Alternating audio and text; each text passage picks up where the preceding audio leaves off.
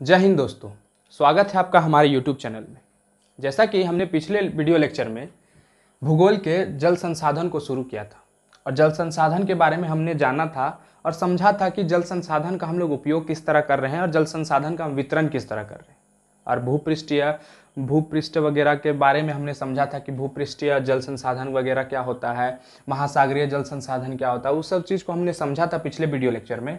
तो आज के वीडियो लेक्चर में हम जल संसाधन के उपयोग को समझेंगे, जल संसाधन में बहुउद्देश्य परियोजना क्या होता है उसको समझेंगे, बहुउद्देश्य परियोजना के अवगुण क्या क्या हैं उसको समझेंगे और उसके बाद जल संकट में हम लोग कुछ पॉइंट्स को पढ़ेंगे। उसके बाद फिर आने वाले वीडियो लेक्चर में हम कवर करेंगे। तो आइए आज हम अपना वीडियो को शुरू करते हैं और शुरू करते हैं जल संसाधन के उपयोग के साथ कि जल संसाधन का उपयोग होता क्या है। जल संसाधन का उपयोग मतलब क्या, हम जो जल का उपयोग कर रहे हैं, मतलब जल हमारे लिए क्या है, संसाधन है, और वही जल संसाधन का हम उपयोग कर रहे हैं तो उसको इसका नाम टॉपिक पड़ गया जल संसाधन का उपयोग। तो मतलब आबादी में जब वृद्धि होती है, जैसे मान लीजिए यहाँ अगर एक आदमी है आपके घर में तो आप उसको एक गिलास पानी पिलाइएगा। अगर 10 आदमी आ गया, कहीं ना कहीं आपके घर में ज़्यादा पानी खर्च होगा। तो ठीक उसी प्रकार जब आबादी में वृद्धि होती है तो पानी की मांग में भी वृद्धि होती है। जब पानी की मांग में भी वृद्धि होती है, पानी ज़्यादा खपत होता है तो आबादी वृद्धि होगी तो क्या होगी, पानी की मांग में वृद्धि होगी। 1951 का हम समय देखें तो भारत में प्रति व्यक्ति जल की उपलब्धता जो थी वो 5177 घन मीटर थी। मतलब समझ लीजिए कि प्रति व्यक्ति मतलब एक व्यक्ति अपने पूरे जीवन काल में 5177 घन मीटर खत्म करता था पानी। लेकिन 2001 में आते आते एक व्यक्ति 1829 घन मीटर पानी खत्म कर रहा है। मतलब प्रति व्यक्ति जल की उपलब्धता, सॉरी हमने क्या बोला कि 1951 ईस्वी में प्रति व्यक्ति जो जल की उपलब्धता थी, मतलब हर एक व्यक्ति के ऊपर जो जल का उपलब्धता था वो कितना था, 5177। मतलब कुछ अच्छा पानी उपलब्ध था उन लोग के लिए, एक व्यक्ति के लिए इतना सा पानी उपलब्ध था। लेकिन 2001 के आते आते 1829 घन मीटर बचा हुआ है, मात्र 1829 घन मीटर। मतलब पहले कितना था, 5177 घन मीटर, और अभी मात्र हम लोग के पास, एक आदमी के पास 1829 घन मीटर है। और आशा किया जा रहा है कि 2025 ईस्वी तक मात्र 1342 घन मीटर एक व्यक्ति के पास रहेगा। जैसा कि हम जानते हैं कि जल जो है विद्युत का निर्माण करती है। जल जो है परमाणु संयंत्र में काम आता है, नाभिकीय संलयन करने के लिए, नाभिकीय अभिक्रिया करने के लिए जल का हमको उपयोग करते हैं। मत्स्य पालन करेंगे तो जल का उपयोग होता है। बिना जल के आज के डेट में कुछ उपलब्ध नहीं है, बिना जल के आज के डेट में कुछ उपलब्ध नहीं है। आज के डेट में हम अगर कुछ भी कर रहे हैं तो वो जल की उपलब्धता में कर रहे हैं। मतलब अगर जल नहीं है तो हमारे जीवन में कुछ नहीं है।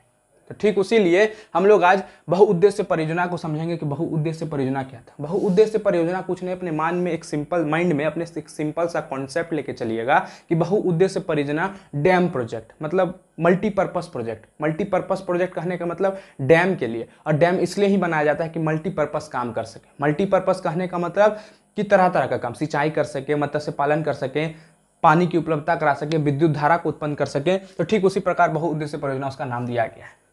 हम लोग जानते हैं कि बहुउद्देश्य परियोजना जो है एक नवीन परियोजना नहीं है। हम लोग अपने हड़प्पा सभ्यता को ही देखें तो उस समय पानी की सिंचाई जो है मेड़ लगा कर की जाती थी। पानी को रोकने के लिए एक मेड़ लगा दिया जाता था, या तो मिट्टी से, या तो ईंटा को बनाकर, या तो घासों की मेड़ की बनाकर, मतलब तरह तरह की कृतियां बनाई जाती थी। तो हम लोग इसके माध्यम से कह सकते हैं कि बहुउद्देश्य परियोजना थी जो वो नवीन परियोजना नहीं थी। स्वतंत्रता प्राप्ति के बाद हम आर्थिक रूप से तैयार थे, हम आर्थिक रूप से मजबूत थे, हम आर्थिक रूप से आत्मनिर्भर बन चुके थे कि अब हम स्वतंत्रता जब प्राप्त कर लिए तो हम आर्थिक रूप से मजबूत हैं, हम आर्थिक रूप से आत्मनिर्भर हैं कि हम कुछ भी अपना उद्योग, कुछ भी अपना उद्देश्य, कुछ भी अपनी परियोजना को हम आगे बढ़ा सकते थे। इसलिए देशवासियों की जीवन स्तर जो है सुधारने के लिए यह योजना को बनाया गया था, जिसे हम बहुउद्देश्य परियोजना कहते हैं कि देशवासियों की स्थिति सुधरे। पहले हमारा देश क्या था, कृषि प्रधान देश है, अभी भी हमारा देश क्या है, कृषि प्रधान देश है। तो कहीं ना कहीं कृषि के ऊपर ध्यान दिया जाएगा, और कृषि के ऊपर ध्यान देने के लिए बहुउद्देश्य परियोजना का ध्यान दिया गया। अब बहुउद्देश्य परियोजना का सबसे बड़ा उद्देश्य यह था कि सबसे पहले बाढ़ नियंत्रण। डैम का हम निर्माण क्यों करेंगे, बाढ़ का नियंत्रण करने के लिए, मृदा के अपरदन को रोकने के लिए। मृदा जो एक जगह से घसक कर दूसरे जगह चला जाता है तो उसको हम रोक लगाएंगे, मृदा वहां पर जाके स्टोर हो जाएगा जहां पर डैम रहेगा। ठीक है। पेय एवं सिंचाई हेतु क्या चीज, पीने के लिए पानी का उपलब्धता, जगह जगह वहां से पाइपलाइन बिछाया जाएगा जहां तक लोगों को पानी पहुंचेगा। सिंचाई के लिए हम डैम का निर्माण करते हैं, जल आपूर्ति के लिए हम डैम का निर्माण करते हैं, और इन्हीं प्रकार के अनेक उद्देश्यों की पूर्ति के लिए हम इस नदी घाटी परियोजना का नाम देते हैं और इसको हम बहुउद्देश्य परियोजना कहते हैं। क्या कहते हैं? बहुउद्देश्य परियोजना कहते हैं। भारत में अनेक नदी घाटी का विकास हुआ है। भारत में इसी तरह का अनेक नदी घाटी का विकास हुआ, जैसे भाखड़ा नंगल डैम जो हुआ वो विश्व का सबसे पहला, हमारे भारत का सबसे पहला डैम कौन सा था? भाखड़ा नंगल डैम था। हीराकुद डैम हो गया, भारत का सबसे बड़ा बांध कौन सा है? तो हीराकुद बांध है। दामोदर घाटी परियोजना, दामोदर नदी घाटी परियोजना, ये सब का निर्माण ही एक बहुउद्देश्य कार्य के लिए किया गया है, ताकि बाढ़ पे नियंत्रण किया जाए, ताकि मृदा का अपरदन को रोक दिया जाए, ताकि पीने के लिए पानी हो जाए, ताकि सिंचाई के लिए काम हो जाए। अब कहीं ना कहीं अगर कोई चीज शुरू किया जाता है तो कहीं ना कहीं उसका कुछ अच्छाई गुण है, तो कहीं ना कहीं उसका एक बुराई गुण भी है, और उसी बुराई गुण को हम सबसे पहले देखेंगे, क्योंकि जमाना सबसे पहले बुराई को देखता है, आपकी अच्छाई को नहीं देखता है। तो बुराई क्या क्या है उस चीज को देखेंगे कि अवगुण क्या क्या है। बांध लगाने से सबसे पहले आपके मन में क्या आता है? बांध अगर हम लगा दिए तो क्या करेंगे? पानी जो आ रहा है उसको रोक दिए, तो प्रकृति की प्रवाह को रोक दिए। जो प्रकृति के द्वारा जो पानी आ रहा था उसकी प्रवाह को हम रोक दिए, मतलब अवरुद्ध कर दिए। अब क्या हुआ? अवरुद्ध होने से पानी जो है तल पर जमा हो गया। पानी जब तल पर जमा हुआ तो अवसादीकरण तेज हो गया। अवसादीकरण भैया क्या है? अवसादीकरण, तो अवसादीकरण मतलब पानी का एक जगह जमावड़ा होने के कारण मिट्टी में नमी हो जाता है, और मिट्टी जो अत्यधिक लूज होने लगता है, जिसे हम अवसादीकरण कहते हैं। ठीक है, क्या कहते हैं? अवसादीकरण कहते हैं। अब तलछट पर जमाव के कारण, अब जहां पर पानी जमा हो गया वहां पर कई तरह के जानवर पाए जाते होंगे, वहां पर कई तरह के ऐसे भी जानवर पाए जाते जो पानी में सर्वाइव ना कर सके, जो पानी में जी नहीं सके।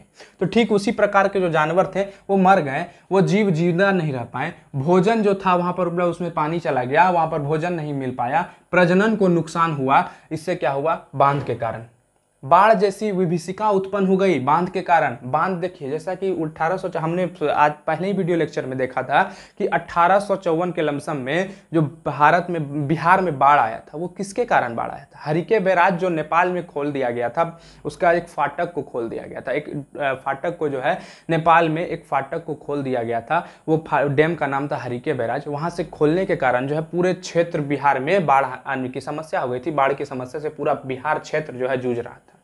तो ठीक वैसी विभीषिका को उत्पन्न करता है कौन? बांध। बांध जो है पानी को अवरुद्ध किया। अचानक से अगर पानी खोल दिया जाएगा तो बहुत सारा पानी फ्लो होगा, और पानी से क्या हो जाएगा? बाढ़ की समस्या उत्पन्न होगी।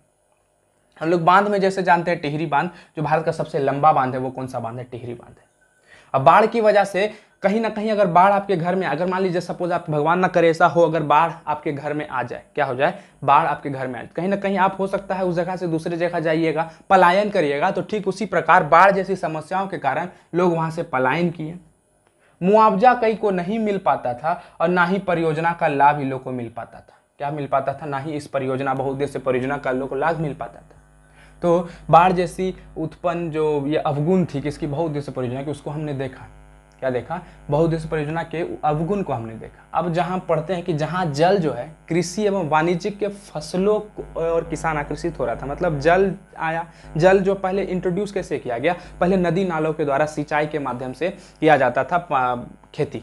मतलब अगर जैसे डैम कहीं पर है, कहीं पर पानी जमा है, तो वहां से एक थोड़ा सा मेड़ बना लिया गया, इस तरह का रास्ता बना लिया गया मिट्टी का, और उसी से तलछट हटा के वहां से खेत तक ला दिया गया पानी को, और वहां तक जब पानी आया तो उसी के माध्यम से सिंचाई करता था वहां का किसान।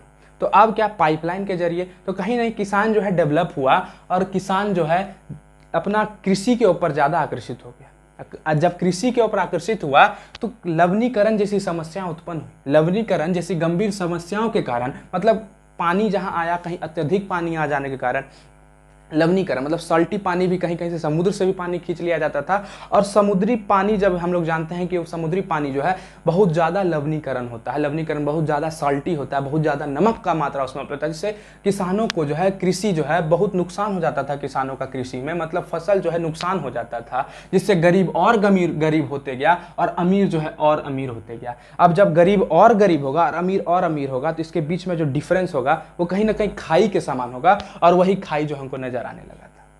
बांध का निर्माण ही हम क्यों किए थे? बांध का निर्माण ही हम इसलिए किए थे कि बाढ़ का नियंत्रण कर सके, और वही चीज का नियंत्रण आज के डेट में हमारे बिहार में वो संभव नहीं हो पाता है। ठीक है, तो इस चीज को हमने देखा। इस जो टॉपिक है इस पे ज्यादा डिस्कस नहीं करें तो वो बढ़िया है, क्योंकि इसे हम पॉलिटिकल मुद्दा ही रहने दें तो वही बेटर है।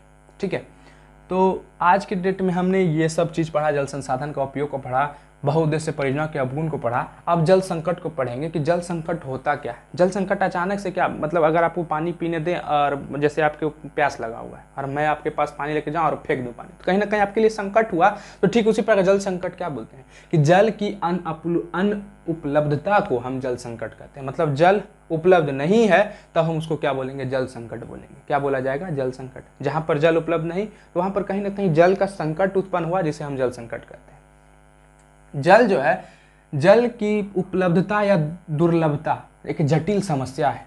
क्या है, जल दुर्लभ मात्रा में आज हमको मिल रहा है। जल की उपयोगिता बढ़ाना हमारे लिए एक जटिल समस्या हो गया है कि जल को कैसे हम सेव करें, जल को कैसे हम बचा सकें। अब वो हमारे लिए एक जटिल समस्या हो गया है, जहां हम जानते हैं कि जल एक नवीकरणीय संसाधन है। जल एक नवीकरणीय संसाधन है। कैसे, वाटर चक्र के द्वारा, जल चक्रीय के द्वारा हमको पानी वापस मिल जाता है। पानी वापस मिल जाता है। जैसा कि हम जान रहे हैं कि जल एक नवीकरणीय है, फिर भी हम जल के दुर्लभता से जूझ रहे हैं, जल के संकट से जूझ रहे हैं। और जल संकट जब बढ़ता है तो हम कहीं ना कहीं देखते हैं कि कहीं सुखाड़ आ गया, तो कहीं सरकार जो है सुखाड़ घोषित कर देता है, कहीं अनावृष्टि नहीं हो रहा, कहीं वर्षा नहीं हो रहा है, जिससे क्या होता है, जल संकट की मात्रा उपलब्ध बहुत अधिक हो जाती है। जल अधिकांश से ना केवल घरेलू जल, कहीं कहीं देखिएगा कि जल जो है अधिक मात्रा, अपने घर में ही आप ले लीजिए तो जल जो है हम लोग देखते हैं कि अधिक मात्रा में उपलब्ध है। जल जब अधिक मात्रा में उपलब्ध होता है, घरेलू कार्य बढ़ जाता है। अगर मान लीजिए आपके घर में 1 बाल्टी पानी आ रहा है पर डे, तो उसी 1 बाल्टी में आप टोटल काम अपने घर का करिएगा। अगर लेकिन 10 बाल्टी आ रहा है तो 10 बाल्टी आप मिसयूज करिएगा पानी का। तो ठीक उसी प्रकार जल अधिकांश से न केवल घरेलू कार्य बढ़ता है, अधिक अनाज का उत्पादन करने के लिए किसान भी जो है जल संसाधन का अति शोषण करते रहता है। जल संसाधन जो मिलता है अति शोषण करता है। पानी सिंचाई कर रहा है तो करते रह रहा है, कोई मतलब नहीं, जाने दो ना, पानी क्या जाएगा, मेरा पानी आ रहा है ना, सिंचाई कर रहा है, लेकिन ये नहीं जान रहा है कि उससे भूमि पर क्या इफेक्ट पड़ेगा, उससे हमारे क्षेत्र पर क्या प्रभाव पड़ेगा, उससे वृद्धि होगा कि हमको अभिवृद्धि होगा कि हमको नुकसान होगा आगे चल के हम जो कुछ भी उगाएंगे। तो किसान सोचता है पानी मिल रहा है तो बहुत बढ़िया, नहीं, ऐसा नहीं है। अगर पानी जितना जरूरी है सिर्फ उतना ही दे, ना कि ज़्यादा दें, जिससे क्या होगा कि आपके जो क्षेत्र है, आपका जो ये मैदान है, जो आपका सब वगैरह वगैरह जिस पे आप खेती करते हैं, जिस पे आप फसल उगाते हैं, वो आपका कहीं ना कहीं अपर्दन होगा, उससे कहीं ना कहीं उसका घसरण के कारण जो है, कहीं ना कहीं उसमें पानी जमाव के कारण आपका फसल बर्बाद होगा। तो उसके ऊपर ध्यान आपको रखना पड़ेगा। ठीक है, अब पानी जो है वो लोग जल संसाधन का अतिशोषण करता है, जिससे पानी में जो है क्या अभिवृद्धि हो जाती है, सिंचित भूमि में अभिवृद्धि हो जाती है, और जिससे शुष्क ऋतु में भी वो लोग कृषि करते हैं। अब कृषि किया जा रहा है शुष्क ऋतु, जब सुखाड़ मौसम है, क्या है, सूखा हुआ मौसम है, जहाँ वर्षा नहीं पड़ रहा है, अब सिंचाई कर रहा है पानी का, जहाँ पानी की जरूरत नहीं है उसमें भी वो लोग पानी दे रहे हैं, जहाँ जिस फसल को पानी की जरूरत उतना नहीं है उसमें भी वो लोग पानी दे रहे हैं, कौन, किसान। जिससे क्या होता है कि फसल बर्बाद होता है। अब फसल बर्बाद होने से क्या क्या होगा, उस नुकसान को हम समझेंगे आने वाले वीडियो लेक्चर में। और अगले वीडियो लेक्चर में हम लोग ये देखेंगे कि जल संसाधन का जो उपयोग है हम किस प्रकार करें, और जल संसाधन को बचाने के लिए हम कौन कौन सा स्टेप को उठाएं, जिससे हमारा जल संसाधन बच सके और हम अपने आने वाले पीढ़ी को खुश रख सके। तो आशा करते हैं आज का वीडियो जो है जल संसाधन का आपको समझ में आया होगा। तब तक के लिए धन्यवाद। जय हिंद।